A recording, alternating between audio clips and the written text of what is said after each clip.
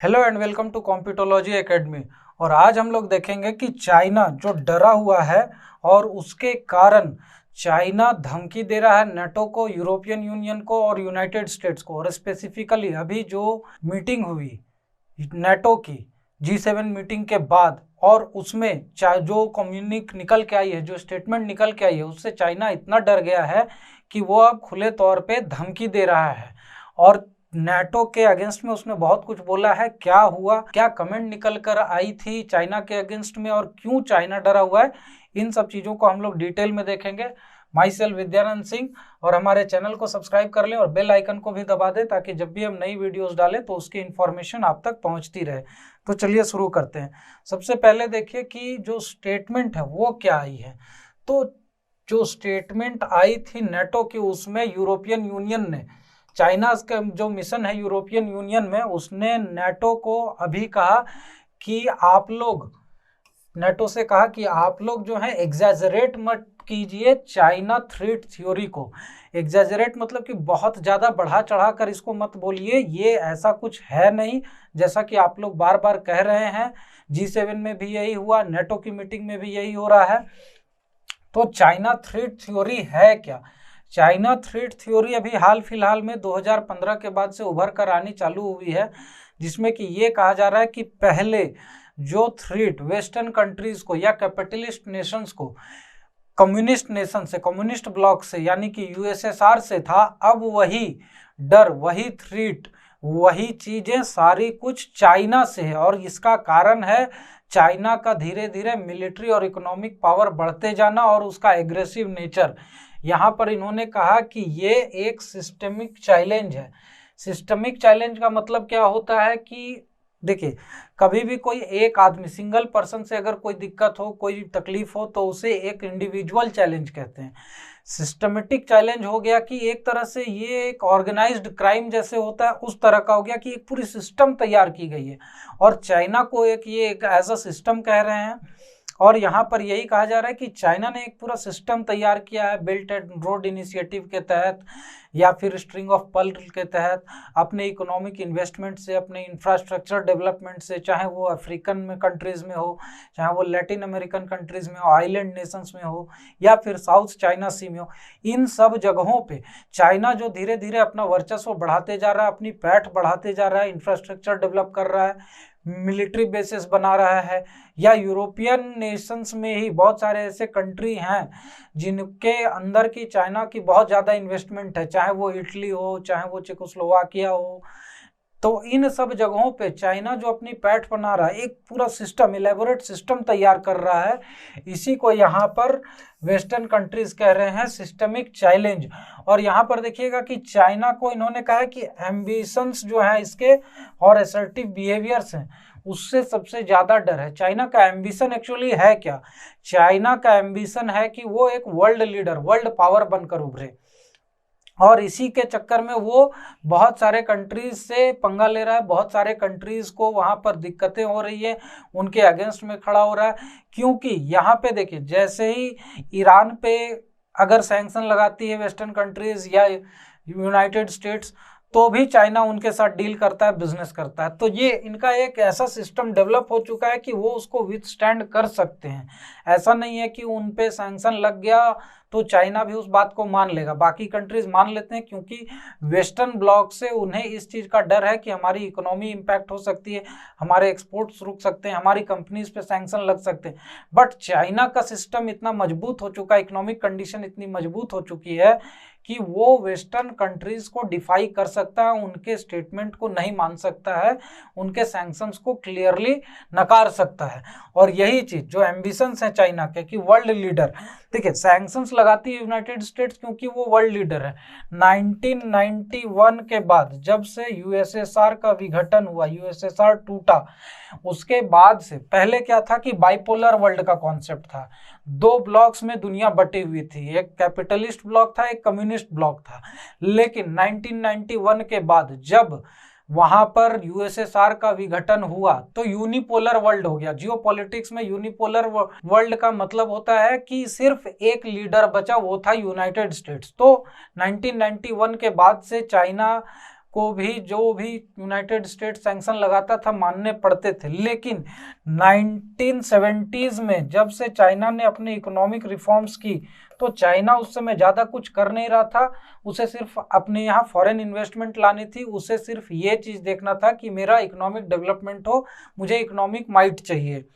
और वहीं पे जब चाइना की इकोनॉमी मजबूत हो गई तो उसके बाद 2005-6 के बाद से चाइना धीरे धीरे असर्टिव होने लगा वर्ल्ड पॉलिटिक्स में। और यहाँ पर उसके पहले जो देखा जाए तो चाइना चुपचाप अपनी इकोनॉमिक डेवलपमेंट पे ध्यान दे रहा था, क्योंकि इकोनॉमिक डेवलपमेंट, इकोनॉमिक एल्यूरमेंट बाकी नेशंस को अपने पक्ष में करने के लिए चाइना के लिए बहुत ज़रूरी था, और वही चीज़ चाइना ने की।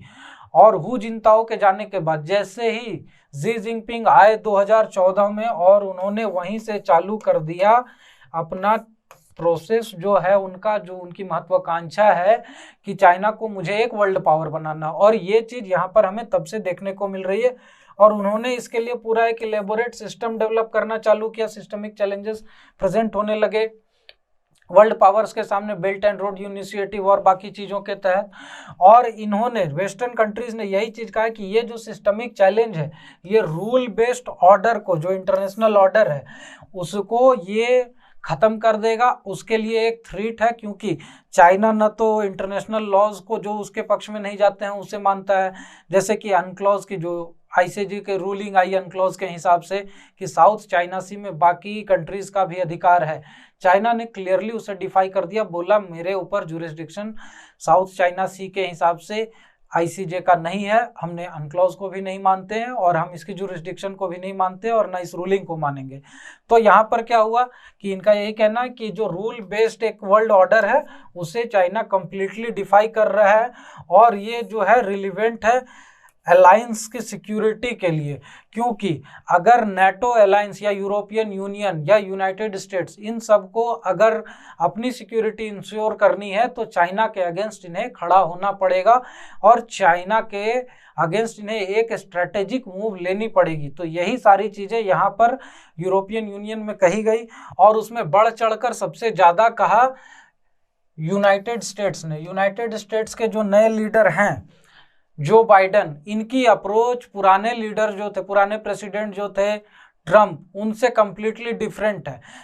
ट्रम्प ने नाटो को कम्प्लीटली कह दिया था कि आपकी जो कंट्रीब्यूशन है नाटो के तरफ, जो इकोनॉमिक कंट्रीब्यूशन या मिलिट्री कंट्रीब्यूशन, वो उतनी नहीं है जितनी कि आपकी होनी चाहिए, और इसलिए यूनाइटेड स्टेट्स जो है अब आपके साथ उतना कोलैबोरेट नहीं कर पाएगा, और हम अपनी फंडिंग भी रोक देंगे और इस अलायंस से पुल आउट भी कर लेंगे। क्योंकि ये जो ग्रुप है ये कोल्ड वार एरा खत्म होने के बाद रिडंडेंट हो चुका है, किसी काम का नहीं रह गया है। क्योंकि यहाँ पे वेस्टर्न ब्लॉक को रसिया से और कोल्ड वार एरा में बाकी के कम्युनिस्ट ब्लॉक से थ्रेट था, इसलिए हमारी सिक्योरिटी के लिए ये चीज़ बनाया गया था। लेकिन अब इसकी फंडिंग जो है बाकी कंट्रीज़ को भी उसी तुलना में करनी चाहिए जिस हिसाब से कि यूनाइटेड स्टेट्स करती है। तो यहाँ पे उनका ये अप्रोच था। लेकिन जो बाइडन के आने के बाद जो बाइडन की अप्रोच कम्प्लीटली डिफरेंट रही है।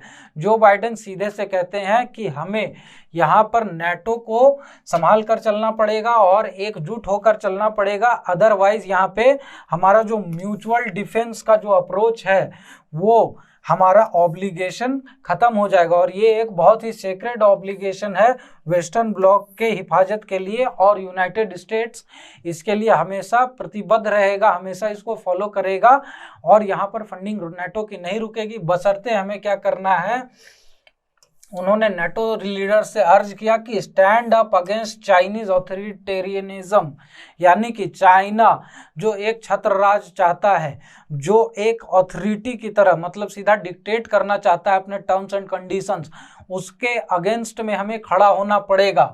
और तभी जो है इसकी ग्रोइंग मिलिट्री माइट, यानी कि चाइनीज़ मिलिट्री की जो ताकत बढ़ती जा रही है और वो दूसरे नेशंस के लिए, नेबरिंग नेशंस के लिए या वेस्टर्न ब्लॉक के लिए और दूसरे कंट्रीज़ के लिए वो थ्रेट बनता जा रहा है, उसे तभी हम टैकल कर पाएंगे। जैसे यहाँ पर इन्होंने क्लियरली मेंशन किया कि अफ्रीकन कंट्रीज में, चाहे वो जिबूती हो, चाहे वो और दूसरे कंट्रीज हो, यहाँ पर इन्होंने बहुत ज़्यादा मिलिट्री इंफ्रास्ट्रक्चर भी डेवलप कर लिए हैं। प्लस एशियन कंट्रीज में इनकी मिलिट्री इंफ्रास्ट्रक्चर हमन टूटा में है, ग्वादर में है, बहुत सारे आइलैंड्स में, स्पार्टली आइलैंड हो गए, पार्सल आइलैंड हो गए साउथ चाइना सी में। तो ऐसी स्थिति में यहाँ पर चाइना के मिलिट्री माइट को रोकने के लिए नेटो लीडर्स को एकजुट होना पड़ेगा, नेटो की फंडिंग बढ़ानी पड़ेगी, उसकी स्ट्रेंथ बढ़ानी पड़ेगी, उसका आउटरीच बढ़ाना पड़ेगा। और यहाँ पर इन्होंने ये भी कहा कि हमें फोकस जो अपना है वो चेंज करना पड़ेगा। फोकस क्यों चेंज करना पड़ेगा? नेटो का फोकस कोल्ड वॉर एरा में रसिया पे था, लेकिन अब रसिया और चाइना दोनों कोलैबोरेट करके देख रहे हैं कि जो भी कंट्रीज के फेवर में वेस्टर्न ब्लॉक रहता है, चाइना और रसिया कलेक्टिवली उसके अगेंस्ट में खड़े हो जाते हैं। जैसे कि हमने इजराइल के केस में देखा, सीरिया के केस में देखा। तो यहाँ पे वही चीज जो बाइडेन ने मेंशन किया कि हमें अपना फोकस चेंज करना पड़ेगा और सबसे पहले यहाँ पे रसिया से फोकस बदलकर हमें चाइना पे फोकस करना पड़ेगा, क्योंकि इकोनॉमिकली और मिलिट्रीली चाइना अभी रसिया से धीरे धीरे ऊपर उठता जा रहा है। इकोनॉमिकली तो बहुत ऊपर जा चुका है, और इसीलिए चाइना को हमें कर्टेल करना, चाइना को रोकना ज़्यादा जरूरी है। और इसीलिए नेटो का फोकस हमें चेंज कर देना पड़ेगा और नेटो की स्ट्रेंथ बढ़ानी पड़ेगी। क्योंकि यहाँ पर इन्होंने कहा कि Soviet union cold war era में ही था, जैसा कि इन्होंने कहा कि डिफेंड करना था उस समय हमें यूरोप को। देखिए कोल्ड वॉर एरा में क्या था कि कम्युनिस्ट ब्लॉक में धीरे धीरे ईस्टर्न यूरोप के बहुत सारे कंट्रीज ज्वाइन करते जा रहे थे, चाहे वो चेकोस्लोवाकिया हो, यूक्रेन हो, बेलारूस हो, ये सारे कंट्रीज सोवियत ब्लॉक में चलते जा रहे थे। और इसीलिए यहाँ पर इन्हें उसके अप्रोच को, उसके फैलाव को रोकने के लिए इन्होंने नेटो बनाया था। और यहाँ पर वही चीज़ अब इनका कहना है कि हमें फोकस चेंज करके चाइना पे लाना पड़ेगा। उसके बाद अदर जो लीडर्स हैं ईयू के, उन्होंने भी चाइना पे प्रहार किया बहुत तरीके से।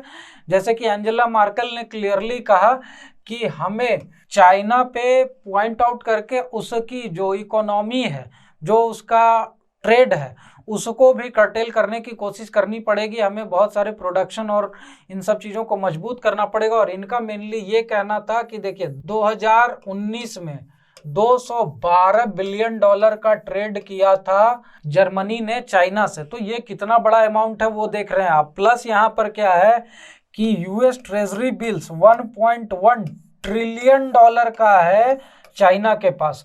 तो चाइना अगर इससे ट्रेजरी बिल्स को मार्केट में भुनाने के लिए अगर चला जाता है तो यूएस की इकोनॉमी पे बहुत बड़ा इम्पैक्ट आएगा, वहां पर लिक्विडिटी क्रंच आ सकती है। तो इस तरह से चाइना ने एक एक करके बहुत सारे कंट्रीज को अपने जाल में फंसा रखा है, एक तरह से उनकी कुछ नसें पकड़ रखी हैं। अब यहाँ पर आप देखेंगे कि चाइना की जो मिलिट्री प्रेजेंस है वो पूरे बाल्टिक सी से लेकर अफ्रीका तक ये सारे रीजन में है। ये चीज़ कही बोरिस जॉनसन ने, ब्रिटेन के जो प्राइम मिनिस्टर हैं, और उन्होंने ये भी चीज़ कहा कि इकोनॉमिक माइट और ट्रेड वगैरह इतना हो गया चाइना का कि इनके सिस्टमिक चैलेंज को ख़त्म करने के लिए हमें भी एक सिस्टम डेवलप करना पड़ेगा, एक सिस्टमिक अप्रोच रखना पड़ेगा। तभी जाकर हम लोग एक ऑर्गेनाइजेशन के तौर पर चाइना को रोक सकते हैं, कर्टेल कर सकते हैं। अदरवाइज चाइना की जो बढ़त है वो न्यूक्लियर आर्म्ड नेटो के साथ अगर कन्फ्रंटेशन होता है तो वहां पर हम लोग रोक तो पाएंगे, लेकिन वो बहुत डिवास्टेटिंग होगा, पीसफुल नहीं होगा। और यहाँ पर चाइना का रिप्लाई क्या है? चाइना ने कहा है कि हम लोग इस चीज़ को रिजोल्यूटली अपोज करते हैं, क्योंकि आपने जो मेंशन किया है, जैसे कि यहाँ पर देखा गया कि G7 के समय भी ये चीज़ें मेंशन की गई, प्लस नेटो के मीटिंग में भी ये चीज़ें मेंशन की गई कि चाइना जो है जिनजियांग प्रोविंस में, हांगकांग में या ताइवान में जो है अपनी एग्रेशन दिखा रहा है। जिनजियांग में वाइडली ये ह्यूमन राइट्स वियोलेशन कर रहा है। मोर देन 1 मिलियन उगिर मुस्लिम्स जो हैं इंटर्न्ड हैं, वहाँ पर ह्यूमन राइट्स अब्यूज़ हो रहा है। रिलीजन का फ्रीडम नहीं है, फ्रीडम ऑफ स्पीच नहीं है, कुछ नहीं है। तो इस चीज़ को इन्होंने क्लियरली मेंशन किया और इन्होंने कहा कि इस चीज़ पर इंक्वायरी बैठनी चाहिए। हांगकांग के केस में इन्होंने कहा कि उन्हें वाइडर ऑटोनॉमी आपको देनी चाहिए, वहाँ पर आप डेमोक्रेसी को मजल आउट कर रहे हैं, ख़त्म करने की कोशिश कर रहे हैं और ये अच्छी बात नहीं है। यहाँ पर इससे जो वर्ल्ड लीडर्स हैं वो इत्तेफाक नहीं रखते हैं और इसके अगेंस्ट में भी हम लोग आपके ऊपर दबाव डालेंगे।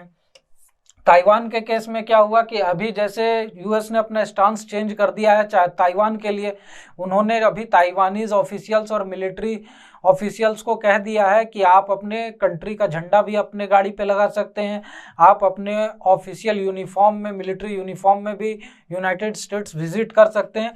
तो ये क्लियरली चाइना की वन चाइना पॉलिसी पे एक प्रहार है ताइवान के को लेकर। और ये चीजें यूएस इसलिए कर रहा है क्योंकि अब यूएस को वहां से डर लगने लगा है चाइना के धीरे धीरे बढ़ते हुए इकोनॉमिक और मिलिट्री पावर से, और इसीलिए यूएस यहाँ पर अब धीरे धीरे चाइना को कॉर्नर करने की कोशिश कर रहा है। और यहाँ पर इसके बाद भी चाइना को घेरा गया कोविड-19 के केस में। इन्होंने कहा कि जो कोरोना वायरस का जो ओरिजिन है, इसकी हमें ओपन इन्वेस्टिगेशन चाहिए, ट्रांसपेरेंट इन्वेस्टिगेशन चाहिए, और इसमें चाइना अगर हमें हेल्प आउट नहीं करता है, हमारी बातें नहीं मानता है, हमें कोऑपरेट नहीं करता है, तो इसके लिए भी चाइना के अगेंस्ट में सैंक्शन लगाए जाएंगे और बहुत सारी चीज़ें हो सकती है। तो यहाँ पर देखिए कि ये इन्होंने, चाइना ने कहा कि ये सारे डिस्टॉर्टेड फैक्ट्स हैं। डिस्टॉर्टेड फैक्ट्स किस चीज़ में कहा? सबसे पहले कोविड-19 के केस में कहा कि हमने WHO को क्लियर कट अपना इन्वेस्टिगेशन करने दिया, WHO की फाइंडिंग्स है, आप उसकी रिपोर्ट पढ़िए, यहाँ पर फैक्ट्स आप डिस्टॉर्ट कर रहे हैं। जिनजियांग के केस में कहा कि ये हमारा इंटरनल मैटर है, वहाँ पर कोई ह्यूमन राइट्स वियोलेशन नहीं हो रही है, कुछ नहीं हो रहा है, वहाँ पर जो भी हो रहा है पीसफुली हो रहा है, वहाँ पर लोगों को ट्रेनिंग दी जा रही है, उन्हें स्किल सिखाए जा रहे हैं, वो कोई डिटेंशन कैंप में नहीं है, कुछ नहीं है। हांगकांग के केस में इन्होंने सीधा कहा कि Hong Kong is a territory of China, और वहाँ पर हम लोग स्ट्रीमलाइन कर रहे हैं एडमिनिस्ट्रेटिव सिस्टम को, और वहाँ पर जो इंटरनल अनरेस्ट है उसे हम मजल आउट कर रहे हैं। ताइवान को तो ये सीधा कहते ही है कि ये हमारी ही टेरिटरी है। उसके बाद यहाँ पर इन्होंने कहा कि ये जो फैक्ट डिस्टॉर्ट कर रहे हैं ये कंट्रीज, ये एक सिनिस्टर इंटेंशन है कुछ कंट्रीज का जो कि वेस्टर्न ब्लॉक के हैं। कुछ कंट्रीज का कहने का मतलब था इनका कि यूनाइटेड स्टेट्स को इन्होंने स्पेसिफिकली मेंशन किया कि ये यूनाइटेड स्टेट्स का जो यूनिपोलर वर्ल्ड का अप्रोच है कि मैं ही एक लीडर हूँ, वो इनको लग रहा है कि चाइना थ्रेट कर रहा है, जबकि चाइना ऐसा कुछ नहीं कर रहा है। चाइना पीसफुली अपने डेवलपमेंट पे फोकस्ड है, अपने एडमिनिस्ट्रेशन पे फोकस्ड है, अपने ट्रेड पे फोकस्ड है। लेकिन यूनाइटेड स्टेट्स को ये मिसकंसेप्शन हो गया है और ये डिस्टॉर्ट कर रहे हैं फैक्ट्स को, और इसीलिए ये चाइना को कर्टेल करना चाह रहे हैं, और ये इनका एक सिनिस्टर यानी कि एक अल्टीरियर मोटिव है, एक गलत इरादा है कि हमें चाइना को आगे बढ़ने नहीं देना है, और इसी चीज़ पे इन्होंने घेरा यूनाइटेड स्टेट्स को। उसके बाद इन्होंने कहा कि हमें तो पीसफुली डेवलप करना है, जैसा कि अभी हमने कहा, लेकिन आप इस पे अल्टीरियर मोटिव रखते हैं। और इन्होंने कहा कि आप जो है मिसजज कर रहे हैं इंटरनेशनल सिचुएशन को, इंटरनेशनल सिचुएशन बदल रहा है, ट्रेड को आप ट्रेड के फ्लो को चेंज करना चाहते हैं जो कि होना मुश्किल है, और ये आपकी इंडिकेट करती है कोल्ड वॉर मेंटेलिटी को। कोल्ड वॉर मेंटेलिटी को कैसे इन लोगों ने कहा कि आपकी ये दर्शाती है कि आपके सामने जो भी बढ़ता हुआ कंट्री नजर आता है, जो भी आपके हिसाब से नहीं चलता है, आप क्लियरली उसे एडवर्सरी घोषित कर देते हैं और उसके अगेंस्ट में ब्लॉक बनाने लगते हैं, उसके अगेंस्ट में खड़े हो जाते हैं। जैसा कि आपने यूएसएसआर के केस में किया था, आपको कम्युनिज्म नहीं पसंद था, आप लोगों को वहाँ पर रशिया की डेवलपमेंट और उसकी इकोनॉमिक माइट नहीं पसंद थी, उसकी मिलिट्री माइट नहीं अच्छी लग रही थी, उसका दायरा बढ़ता जा रहा था यूएसएसआर का, वो आपको नहीं अच्छा लग रहा था, इसलिए आपने उसको कर्टेल करने के लिए ब्लॉक बना लिए, नाटो बना लिया। और वही कोल्ड वॉर मेंटालिटी आपकी यहाँ पर चाइना के केस में दिख रही है। आप चाइना को भी उसी तरह से रोकना चाह रहे हैं, कर्टेल करना चाह रहे हैं, जो कि एक बहुत ही गलत इरादा है। और यहाँ पर इन्होंने कहा लास्ट में जो थ्रेट दिया है इन्होंने कि अगर आप लोग, हम लोग तो कोई सिस्टमेटिक चैलेंज नहीं दे रहे हैं आपको, लेकिन अगर कोई भी कंट्री हमें इस तरह से सिस्टमिक चैलेंज पोज करता है, देता है, तो हम लोग भी वहां चुप नहीं बैठेंगे, we will not remain indifferent. आपको लग रहा है कि हम आपके अगेंस्ट में सिस्टमिक चैलेंज प्रेजेंट कर रहे हैं, लेकिन ऐसा कुछ है नहीं। पर अगर आप लोगों ने, यूनाइटेड स्टेट्स को इन्होंने स्पेसिफिकली मेंशन किया और जो बाइडेन को भी स्पेसिफिकली मेंशन किया कि अगर यहाँ पे स्पेसिफिकली चाइना को पॉइंट आउट किया जाता है, चाहे कोविड का केस हो, चाहे जिनजियांग का केस हो, चाहे ताइवान का हो, चाहे हांगकांग का हो, और उसके बाद आप ये कहते हैं कि सिस्टमिक चैलेंज प्रेजेंट किया जा रहा है, तो हमने ऐसा कुछ नहीं किया है, हम कोई चैलेंज नहीं पोज कर रहे हैं, हम पीसफुल डेवलपमेंट चाहते हैं। लेकिन अगर आप लोगों ने जबरदस्ती में हमारे ऊपर दबाव बनाया, हमें रोकने की कोशिश की, हमारे ऊपर परेशानियां खड़ी करने की कोशिश की, तो हम लोग भी यहाँ पर सिस्टमिक चैलेंज के अगेंस्ट खड़े हो सकते हैं, और यहाँ पर हम लोग इसको नज़रअंदाज नहीं करेंगे। We will not be indifferent to this things, और हम लोग रिटेलिएट करेंगे। तो ये क्लियर कट स्टेटमेंट है चाइना का, चाइनीज फॉरेन मिनिस्ट्री का। और यहाँ पर आगे अब देखते हैं कि क्या डेवलपमेंट होता है। हमारे सोशल मीडिया चैनल्स पर हमें फॉलो करें, हमारे वेबसाइट पर डिफरेंट कोर्सेज चल रहे हैं, उसे भी आप ज्वाइन करें, सब्सक्राइब बटन को दबा लें और बेल आइकन को भी दबा दें, ताकि जब भी हम नई वीडियोस डालें उसकी इन्फॉर्मेशन आप तक पहुँचती रहे। Thank you very much and have a nice day.